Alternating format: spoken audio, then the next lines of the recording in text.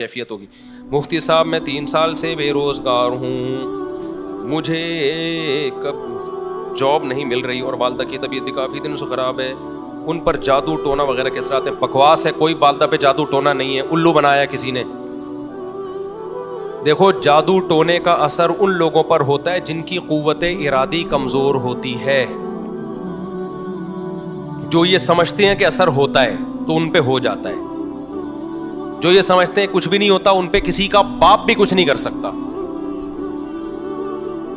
یہاں وہ مشہور اشکال ہے کہ پھر نبی پر جادو کا اثر کیوں ہو گیا. وہ میں 20 دفعہ بتا چکا ہوں کہ یہودی آپ کو جادوگر کہتے تھے تو اللہ نے تھوڑا سا اثر ہونے دیا تاکہ یہودیوں کا یقین ہو جائے کہ یہ جادوگر نہیں ہے اور بشریت میں کامل ہیں, ورنہ ایسے نہیں ہے.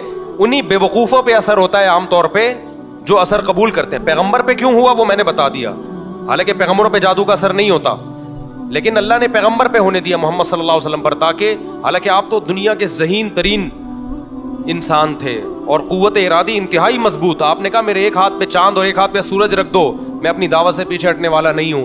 اتنی قوت ارادی کسی کی ہوتی ہے, لیکن پھر بھی اللہ نے اثر ہونے دیا تاکہ یہ بھی الزام بری ہو جائے بھائی کہ تم کہتے ہو نا جادوگر ہیں, تو نارملی نہیں ہوتا. میں جادوگروں کو چیلنج کرتا ہوں, یار کچھ ہمارا بھی کچھ بگاڑ کے دکھاؤ. ان کے پاس کچھ, اگر دیکھو ان کے پاس جنات اور یہ سب چیزوں کی طاقت ہوتی تو یہ تمہارے محتاج کیوں ہوتے, یہ دکانیں کھول کے کیوں بیٹھتے.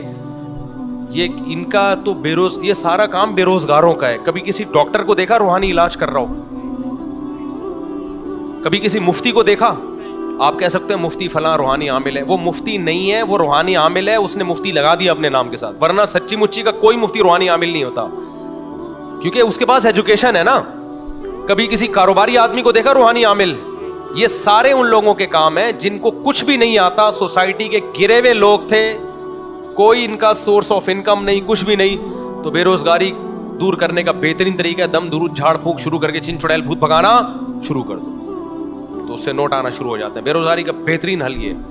تو اس لیے آپ کی والدہ پہ کوئی جادو وادو نہیں ہے, دماغ سے نکال دیں. جس گھر میں ہم لوگ گئے وہ گھر بہت بھاری ہے, اوئے ہوئے ہوئے, آپ نے ترازو میں تولا ہوگا اس گھر کو.